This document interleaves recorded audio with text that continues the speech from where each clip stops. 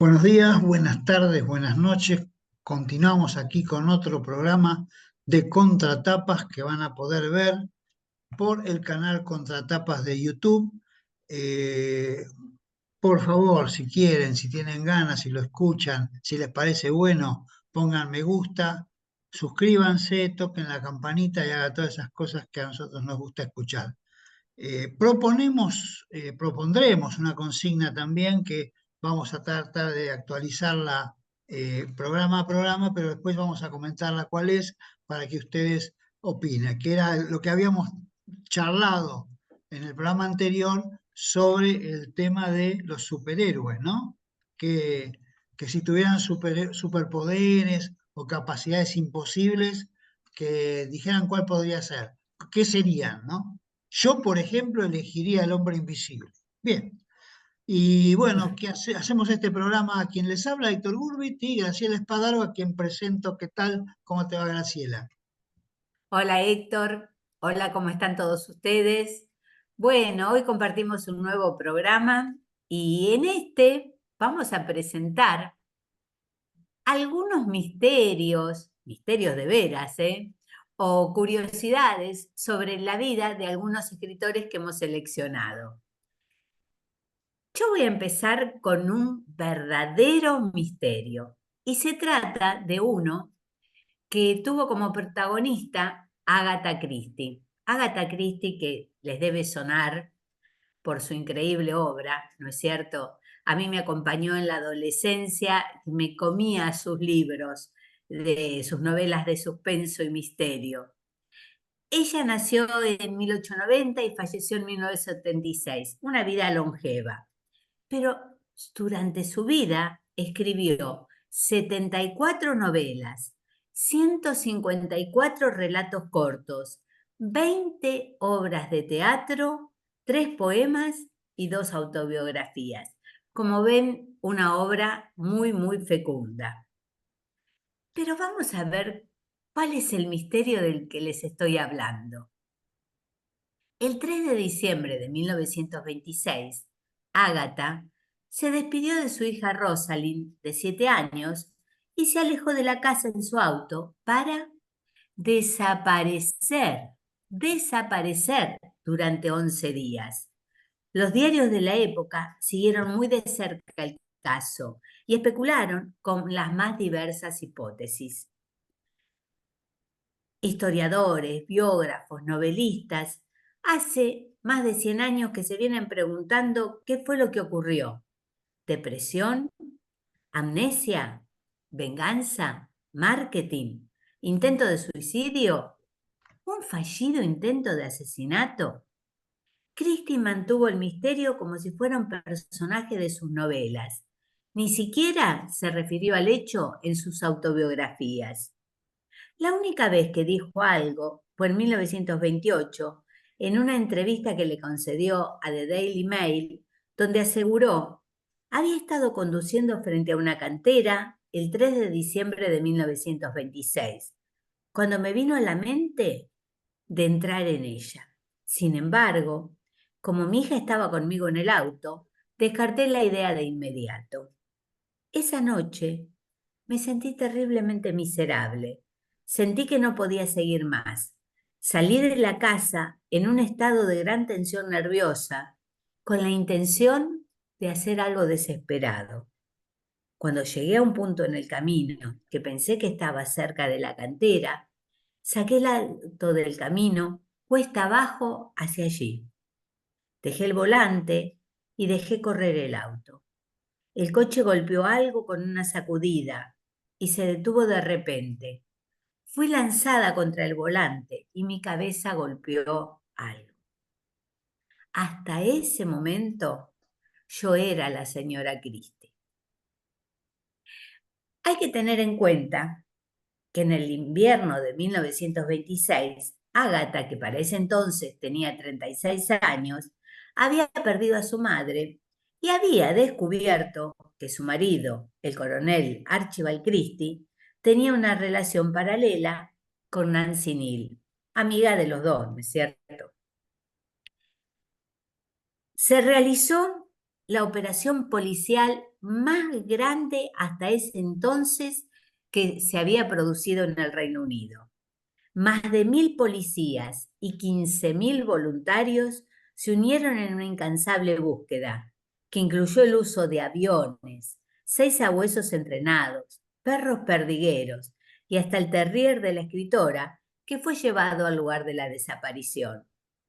Las especulaciones de los medios no descartaron que pudiera tratarse de un truco publicitario, una estrategia para promocionar su nuevo libro.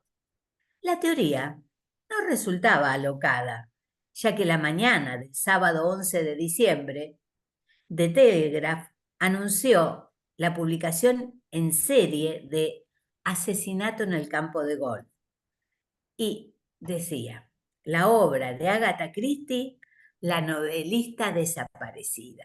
Así fue como lo presentó.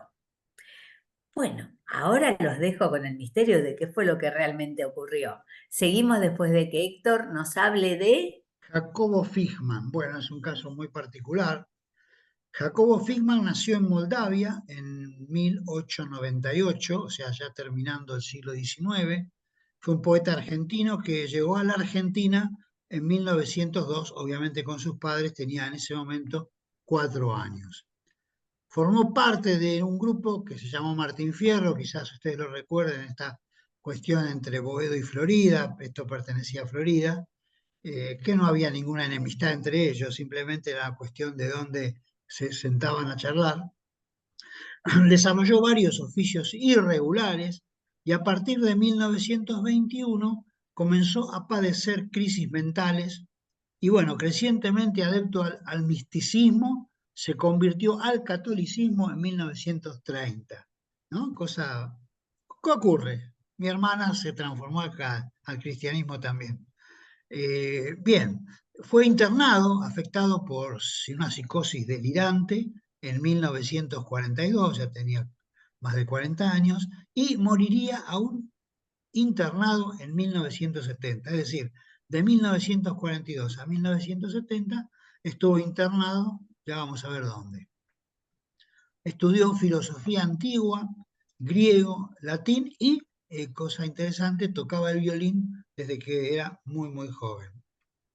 Trabajó como profesor hasta sufrir la primera de sus crisis mentales, abandonó su trabajo y su hogar, vagó por la Argentina ganándose la vida como músico callejero y llegado al Chaco trabajaría como peón un tiempo antes de regresar a Buenos Aires. A inicios de 1921 fue detenido por la policía, salvajemente interrogado y recluido en la cárcel de Villa Devoto. Lo que no entiendo es muy bien a causa de qué lo pusieron en la cárcel, no lo tengo claro eso. La crisis mental que le produjo el maltrato llevó a su primera internación en el entonces Hospicio de las Mercedes. Fue dado de alta 6 meses más tarde, después de haber sido sometido a tratamientos que incluían el electroshock, ¿no? Terrible, terrible. Terrible. Intentó restablecerse trabajando como periodista primero en el Uruguay y luego para Mundo Argentino y para la revista de la comunidad judía que se llamaba Vida Nuestra. En esta última aparecen los primeros poemas publicados gracias a su amigo de infancia que se llamaba Carlos Gumberg. Bueno, Leopoldo Maracher, que fue el promotor de la revista Martín Fierro, lo invitó a unirse al grupo, o sea que se unió, y en 1926 publica su obra maestra que se llama Molino Rojo. Se llama porque son libros y poemas que nunca mueren. Entre 1927 y 1928 viajó por primera vez a Europa, a París, donde el surrealismo estaba en plena efervescencia y conoció allí a los grandes poetas del movimiento, entre ellos a André Breton, a Paul Éluard, Artaud, etc. Dice Jacobo, comillas, con Artaud nos conocimos en un café. Estuvimos a punto de pelearnos. Yo me identificaba con Dios y Artaud con el diablo. ¿No? Empezaba a delirar un poco. Figman se vio nuevamente reducido a la indigencia y tras exámenes que lo declaran afectado de alteración mental, fue llevado nuevamente a Villa Devoto. No entiendo por qué a Villa Devoto. Bueno, y el 2 de noviembre ya fue a parar al Borda, ¿no? Al Instituto Neuropsiquiátrico José T. Borda, que creo que se lo conocen todos, de donde no saldría ya dado de alta. El brutal tratamiento psiquiátrico incluiría nuevos electroshocks y una constante dosis de sedante, que es lo que le dan a los locos.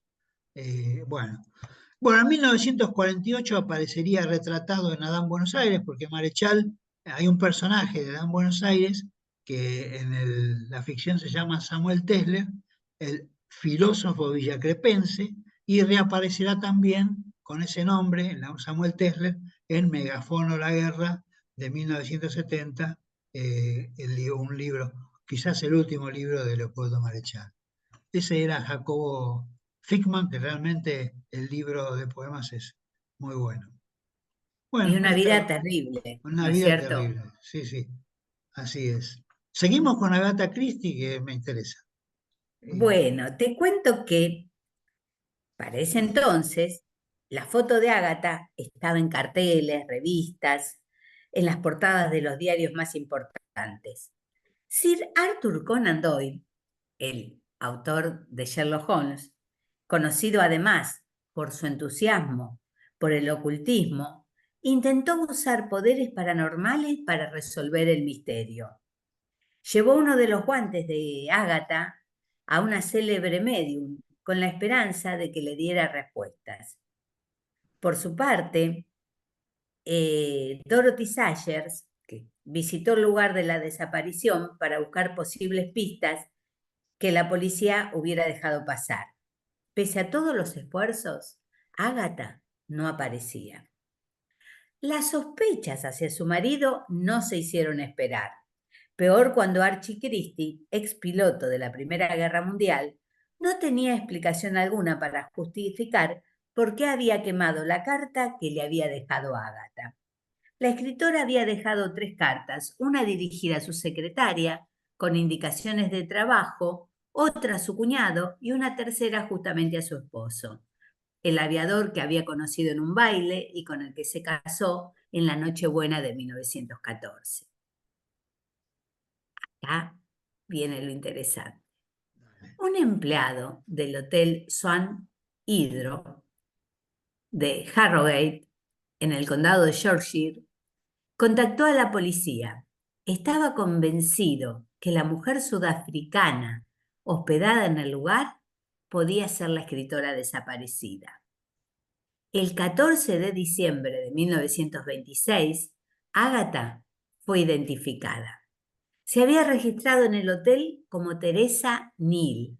Neal usó el apellido del amante de su esposo. En aquel momento Christie no pudo explicar lo sucedido. No recordaba nada. Archie fue el que informó a los periodistas. Ella no sabe quién es. Ha sufrido la pérdida más completa de la memoria. La desaparición de la escritora aún hoy genera debate. Por un lado están quienes aseguran que experimentó una fuga disociativa, un estado provocado por el trauma y el estrés, en el que literalmente uno olvida quién es. Del otro lado están los que sostienen que simplemente fingió para vengarse de Archie. 15 meses después de ser encontrada en el hotel con otro nombre, la escritora que tiempo más tarde se convertiría en la novelista con más libros vendidos de todos los tiempos, precedida únicamente por William Shakespeare y la Biblia. Le pidió el divorcio a su esposo. Ambos volvieron a casarse, Archie con su amante Nancy Neal y Agatha con el arqueólogo Sir Max Mallowan. bueno, por lo menos terminó feliz Sí, se divorciaron, pero hay que ver qué fue lo que pasó, porque algunos plantean que ella trataba de... Hay una película que trata el tema en mira. el cual la ficción narra que ella intentaba asesinar al amante del esposo. Interesante, interesante. Lo que sí me quedó pendiente es el coche cómo debe haber quedado, porque lo largó ahí nomás, ¿viste? Lo largó para Pero adelante. es que en el coche aparecieron manchas de sangre de ella. Entonces, Ah, por eso pensaban que podría haber sido también que la habían asesinado. Porque mirá. al Pero golpearse ella, la cabeza, el golpe, había manchas de sangre de ella. yo interpreté que ella dejó el coche, se bajó del coche y dejó el coche andar. No, ella estaba No, no, adentro. no, iba ella y Sí. Y eso es tomó toda la peligroso. brusquedad del choque. Claro, claro, podría haberse matado en esa, porque el Claro, cinturón de seguridad no creo que hubiera en ese tiempo. no, en esa época no existía No, no, tampoco esos globos, viste que. Bueno, el bien, airbag. es el airbag. Bueno, muy interesante lo de Agata y no sabía nada sobre esos 11 días desaparecida, ¿no? Sí, bueno, habrá tenido sus motivos. Bueno, yo voy Seguramente. con un poeta muy particular, que se lo conoce con el seudónimo del Conde de Lutremont, que en realidad era Isidore Lucien Ducas, que había nacido en Montevideo, en Uruguay, en 1846 y después murió en París en noviembre de 1870. Y bueno, póstumamente ganó estatus como de poeta de culto, ¿no? Con sus obras, su obra fundamental, en realidad la única obra que tiene, que se llama Los Cantos del Mal Doror. Eh, Explico que es Mal Doror y que no lo estoy pronunciando mal, ¿no? Porque muchos podrían interpretar que yo hubiera querido decir Mal Dolor, pero no, era Mal Doror. No sé a cuento de qué viene ese nombre. Sus poesías y su prematura muerte lo convirtieron de alguna manera en un mito, ¿no? Pensar que nació en el 46, murió en el 70, tendría 29 años, una cosa así. Prefiguró la aparición del surrealismo. Y su padre era cónsul de Francia en Montevideo y bueno, a raíz de eso, él nace en Montevideo y tiene la nacionalidad uruguaya, pero también tenía la nacionalidad francesa. Bueno, Isidoro nació durante la Guerra Grande, que finalizaría en 1851, una guerra civil en Uruguay, ¿no? Que era parte de todo el proceso de revolucionario en la época del 19, ¿no? El siglo XIX. Su madre, Celestín, muere en 1847, cuando Isidoro tenía apenas 2 años, un poco menos de 2 años. Entre la guerra y su madre, la falta de su madre, influenció mucho en su carácter. Y publica este libro, Los Cantos del Mal Dolor, son cantos, ¿no? Publica los primeros cantos poéticos de su obra en 1868. La obra completa será luego impresa en Bélgica un año más tarde. Sin embargo, el editor, Lacroix, se negó a vender el libro porque temía ser acusado de blasfemia y obscenidad. Bueno, falleció en 1870 a los 24 años, mira, falleció. Qué jovencito, ¿no? Ese es su Sí. libro. Había hecho imprimir la edición completa de sus cantos, una mínima tirada de 10 ejemplares, que el doctor Lacroix consintió en hacerlo ante el ruego del autor, temeroso de escándalo que podía producir semejante literatura, porque el editor no quería saber nada con editarlo. Bueno, Ducas pagó el costo de impresión, o sea, el mismo Conde, el mismo de Isidor, pagó el costo. Pensar que eran 10 ejemplares, ¿no? Tampoco era una tirada demasiado grande. En la casi invisible edición, dice casi invisible edición belga, aparece ese seudónimo que tuvo de Conde de Lautremont. La obra, ahora considerada hito fundamental de la historia de la poesía moderna, no alcanzó en su momento ninguna notoriedad. La influencia hacia el libro es de alguna manera un misterio y una realidad a partir de lo que significó para el futuro. Según uno de sus editores, su locura se limitaba a leer mucho, hacer largas caminatas al borde del Sena, beber mucho café y tocar el piano. Bien, en los Bueno, cantos pero de. eso, ¿por Sí, qué era lo digo. considerado como locura? Sí, no entiendo por qué, pero parece que para el tipo este sí. Bueno, en los cantos del mal dolor se ensalza el asesinato, el sadomasoquismo, la violencia, la blasfemia, la obscenidad, la putrefacción y la deshumanización. Yo había pensado en traer algunos textos de este libro que son realmente interesantes, pero desgraciadamente no lo tengo a mano. Los surrealistas lo rescataron del olvido e hicieron de él uno de los precursores del movimiento surrealista, que nace, como creo que alguna vez lo he dicho también en el programa, nace con la literatura y no con la pintura, como todos pueden suponer, ¿no? Porque estamos mucho más acostumbrados a ver a los pintores Sí, surrealistas, ¿no? sí. Dice, no por casualidad fue Lutremont motivo de inspiración para escritores como Aragón, André Breton, Magritte, Dalí, Modigliani y Man Ray. Todos ellos se inspiraron en ese libro tan extraño. Su famosa comparación, esta sí que es una oración que ha tomado mucho relieve y que siempre se la nombra como uno de los hitos del surrealismo. Estamos hablando de la mitad del siglo XIX, ¿no? O sea, bastante antes de que apareciera Breton con su manifiesto. Dice así: bello como el encuentro fortuito sobre una mesa de disección de una máquina de coser y un paraguas, ¿no? Configura uno de los rasgos más distintivos del irracionalismo surrealista. El surrealismo sería entonces una conjunción de realidades inconexas, dislocadas o incluso contradictorias. Luego Breton y los surrealistas, inspirados en la interpretación de los sueños de Freud, generaron lo que fue el manifiesto surrealista. Pero es maravilloso porque hoy en día quizás no se pueda pensar en la poesía que no tenga una cuota de surrealismo, ¿no? Así, bueno, esto era este muchacho, el conde de Lutremont, murió a los 24 años y hizo un libro que inspiró todo lo que fue después el surrealismo. Eso es un misterio, ¿o no? Buenísimo. Bueno, yo voy a seguir con Ernest Hemingway, que nunca, nunca nos va a dejar de sorprender.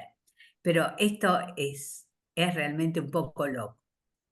Con su personalidad arrolladora y su desenvoltura, Ernest Hemingway, que nació en 1899 y falleció en 1961, alardeaba ante sus amigos cuando estaba de tragos de haber liberado el bar del Hotel Ritz de París el 25 de agosto de 1944.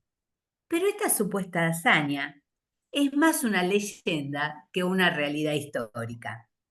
Sin embargo, es innegable su apego por este gran hotel, en el que se hospedó a menudo antes de la guerra. Mirá lo que llegó a decir. Cuando sueño con la vida después de la muerte, la acción siempre transcurre en el Ritz. Estaba enamorado del lugar, lo amaba. Hemingway participó en el desembarco de Normandía. No nos olvidemos que Uh, Hemingway fue un verdadero combatiente, ¿no es sí, que cierto? estuvo en ese, qué bárbaro, que Sí, sí, sí, murieron sí, muchos fue soldados. de veras combatiente. Eso no es una leyenda, sino que es verdad. Estuvo con un regimiento de infantería de una división estadounidense. Además estuvo como corresponsal de guerra para la revista Collier's y siguió en junio y julio de 1944 a las tropas estadounidenses que avanzaban hacia París apoyando a una división blindada francesa. Logró por su nombre y con el respaldo del Estado Mayor del Tercer Ejército, dirigido en ese momento por el general Patton, una entrevista con el general Leclerc, comandante de la Segunda División Blindada. Quería pedirle hombres para ir de inmediato a París a liberar el bar de su hotel favorito. El general lo recibió con mucha frialdad y el escritor expresó durante mucho tiempo su extrañeza por este rechazo. El 25 de agosto de 1944, vestido con el uniforme de corresponsal, con su fusil ametralladora y acompañado de un grupo de resistentes, llegó en jeep a la Plaza Vendôme, donde estaba situado el Ritz. Irrumpió en el establecimiento y anunció que venía a liberar personalmente el Ritz y su bar, requisado en junio de 1940 por los nazis y frecuentado ocasionalmente por algunos de sus dignatarios más notorios, como Hermann Göring y Joseph Goebbels. Hemingway le dijo al director del hotel: ¿Dónde están los alemanes? Vengo a liberar el Ritz. Señor, se marcharon hace mucho tiempo y no lo puedo dejar entrar con un arma, le respondió. Hemingway fue a dejarla al jeep antes de regresar al bar, donde dejó una cuenta pendiente histórica de más de 50 dry martinis. O sea, no pagó. Sí, él No, murió. pero él fue a liberar. Sí, también estuvo en la Guerra Civil Española. Lo Sí, cuenta en sí, su libro Sin Novedad en el Frente. No, no, ese no. ¿Por quién doblan las campanas? ¿Por quién ¿por qué doblan las doblan campanas? las campanas? Y después otro que tiene que ver, no sé si fue con sí, con la Segunda Guerra. Sí, Adiós a las armas, que también, ¿no? Es Adiós. una novela Sí. pacifista, ¿no? Donde hace amistad con una enfermera. No sé si solamente amistad, pero bueno. Bueno, me parece que mucho de lo que cuenta es cierto. Es realmente muy personal sus novelas, Así es. pero Así- esta es una anécdota no, me graciosísima. llamó muchísimo la atención que haya estado en Normandía, ¿no? Porque el desembarco ese fue terrorífico, ¿no? Sí, sí. Ujú. Bueno, lo he visto en películas y como siempre la realidad es peor que la ficción, entonces dije, eso debe ser Y la terrible. ficción, sí, Sí. Así que bueno, yo sí. tengo aquí una conocida nuestra de muchos años, que se llama Alejandra Pizarnik, ¿no? Que también tenía su grado de locura. Una de tus predilectas. Sí, sí, pero en este caso voy a tratar de hacer un perfil respecto de sus problemas psiquiátricos, ese tipo de cosas, pero bueno, no tanto. Ella nace en el 1936 y muere en 1972, vivió durante 36 años, eh, y se suicida mientras pasaba un fin de semana fuera de la clínica psiquiátrica donde estaba internado. Se tomó en ese entonces 50 pastillas de Seconal. No sé muy bien qué es el Seconal, pero debe ser una droga bastante complicada. Ahora dicen que es imposible con la medicación que venden suicidarse. Yo no estoy tan seguro, pero bueno, el asunto es que así era. A partir del retorno de la democracia en Argentina, la figura de Pizarnik, al igual que la de muchos otros escritores y escritoras, formaron lo que se llamó el boom latinoamericano. Experimentó un auge, lo que derivó en la primera compilación de sus textos, que fueron Textos de Sombra y Últimos Poemas, que fueron publicados recién en 1982, o sea, 10 años después de su muerte. Siguió luego su primera biografía, que fue otra publicación, que la escribe Cristina Piña. Más recientemente se han publicado también sus diarios, que se publicaron en 2013. Yo recomiendo especialmente leer los diarios de Pizarnik, incluso antes de leer su poesía, porque su poesía tiene mucho que ver con su vida y esa vida está relatada en los diarios. Ella los escribía en unos cuadernitos, tenía un montón de cuadernillos y, y estaban a la vista, o sea que cualquiera podía, no eran esos diarios que ocultaban ni nada por el estilo. En 1969 recibió una beca Guggenheim y también en 1971 otra llamada Fulbright, que esa no la conozco, la Guggenheim sí, pero esa no la conozco. Entre 1960 y 1964, Pizarnik vivió en París, donde trabajó para la revista Cuadernos y algunas editoriales francesas, publicó poemas y críticas en varios diarios y tradujo a Artaud, entre otros. Y estudió algunas materias en la Sorbona, ¿no? Sobre todo de temas religiosos, ese tipo de cosas. De vuelta en Buenos Aires, Pizarnik publicó tres de sus principales volúmenes, que son los siguientes: Los trabajos y las noches, Extracción de la piedra de la locura El infierno musical, así como su famosa prosa terrible que se llamó La Condesa Sangrienta, que bueno, recomiendo leer si están bien psíquicamente, porque es terrible. Su obra comprende 7 poemarios: La tierra más ajena en el 55, La última inocencia en el 56, Las aventuras perdidas en el 58, Árbol de Diana en 1962 y los que nombramos antes, que no lo voy a volver a nombrar. Después de su muerte, se prepararon distintas colecciones de sus obras, entre las que se destaca Textos de sombra y últimos poemas, que es la que dije que habían editado en 1982, que incluye Los poseídos entre lilas y la novela La bucanera de Pernambuco o Hilda la polígrafa. Sus cartas quedaron también recogidas en un libro que se editó bastante, no hace mucho, se llamó Correspondencia. Bueno, bastante, pasó el tiempo, me parece. Pero bueno, para mí fue como ayer. En la adolescencia tuvo graves problemas de acné, una marcada tendencia a subir de peso, problemas de asma, tartamudez, autopercepción física de la poeta minaron su autoestima. Este hecho aumentó la diferencia entre ella y Miriam, porque había ahí un tema con los padres. Miriam era admirada por los padres porque poseía todas las cualidades que los padres apreciaban, sobre todo en aquellos tiempos, ¿no? Era delgada, bonita, rubia, perfecta según el ideal materno, que todo lo hacía bien y no tartamudeaba, ni tenía asma, ni montaba líos en el colegio. Estos son dichos por los propios, ¿no? Por los padres. Era una joven mujer rebelde, estrafalaria, subversiva frente a la imagen del adolescente de los años 50.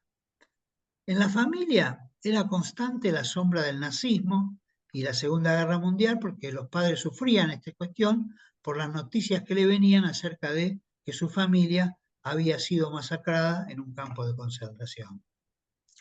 Pizarnik era bisexual y ese hecho contrastaba con las exigencias sociales de ocultamiento, ¿no? Bueno, la sexualidad de Pizarnik, por supuesto, en aquel tiempo era ocultada. Durante el año 68, Pizarnik mudó junto a su pareja, la fotógrafa Marta Isabel Moya, y a estos cambios se sumó también la continua adicción a las pastillas. Bueno, no quiero abundar tanto en el tema de Pizarnik. La verdad que estuvo en los últimos tiempos internada en el psiquiátrico, por eso cuando sale al final del psiquiátrico ella se suicida. Y bueno, en el pizarrón, en su última poesía escrita en el pizarrón, o sea que no está editada en ningún lado, apareció creo en la poesía completa, yo la tengo en el libro, pero lo que apareció en la pizarra, casi al mismo momento que ella se suicida, este poema, que dice así: no quiero ir nada más que hasta el fondo.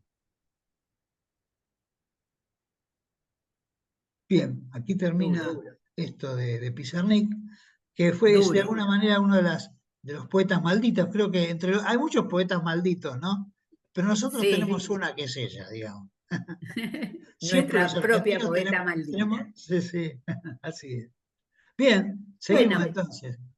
yo voy a seguir con Ray Bradbury, el increíble autor de ciencia ficción que mencionamos en el programa anterior, justamente. Pero ahora voy a contar una anécdota. Él tenía 12 años cuando su tío fue asesinado durante un robo, en octubre de 1932.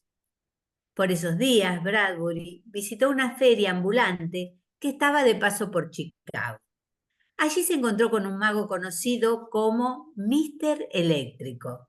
Y eso cambió para siempre la vida del autor. La única constancia que queda de la existencia del mago es el testimonio del propio escritor.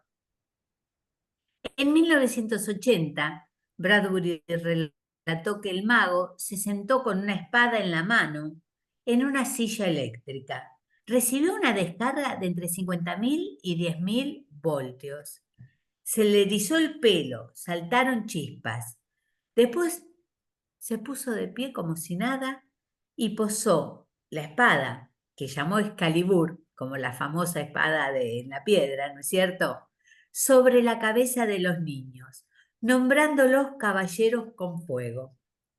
Cuando se acercó a Bradbury, le dio unos golpecitos en ambos hombros y en la punta de la nariz. Según Bradbury, sintió la electricidad corriendo por su cuerpo y acto seguido, Mr. Eléctrico gritó: «¡Vive para siempre!». Regresó a la feria a encontrarse con Mr. Eléctrico. El mago le reveló que era un exministro y aprovechó para presentarle a Bradbury a otros artistas, varios de los cuales inspirarían más tarde a personajes de su obra. «Nos hemos conocido antes», acabó diciéndole Mr. Eléctrico a Bradbury, y continuó: «Fuiste mi mejor amigo. En 1918 moriste en mis brazos en la batalla del bosque de las Ardenas en Francia. Y aquí estás, nacido de nuevo, en un cuerpo nuevo, con un nombre nuevo. Bienvenido». Pocas semanas después de su encuentro con Mr. Eléctrico, el joven Bradbury escribió sus primeros cuentos, una serie de relatos sobre el planeta Marte. «Desde ese momento hasta ahora, nunca me he detenido», dijo el escritor muchos años más tarde. «Dios bendiga a Mr. Eléctrico, mi catalizador, donde quiera que esté». El autor siempre sintió que tenía que agradecerle mucho a aquel misterioso mago. De alguna forma, ese singular encuentro puso a Bradbury en el camino de la escritura. Afortunadamente. ¿Sabés que se me estaba Afortunadamente ocurriendo? para los miles de lectores, millones de lectores que ha tenido su obra. Sí. Se me había ocurrido un tema para alguno de los programas que sería los escritores y la guerra, ¿no? Quizás puede Bueno, ser. lo tomamos. Ah, bueno, en algún programa todavía hay muchos temas para tomar, pero este se me ocurrió ahora, porque se nos está acabando el programa. Y Se bueno, nos acaba. tenía ahí a Bukowski, ¿no? Que también es bastante maldito, digamos. Pero bueno, muchas gracias por habernos escuchado. Nos encontraremos entonces en el próximo programa. Y gracias por los mensajes. Tuvimos algunas suscripciones nuevas. Y le paso la palabra a Graciela para que salude y nos vayamos despidiendo. Bueno, como siempre, un gusto compartir con ustedes. Espero que les haya interesado el programa. Hoy tuvimos anécdotas muy variadas. Bueno, que estén bien.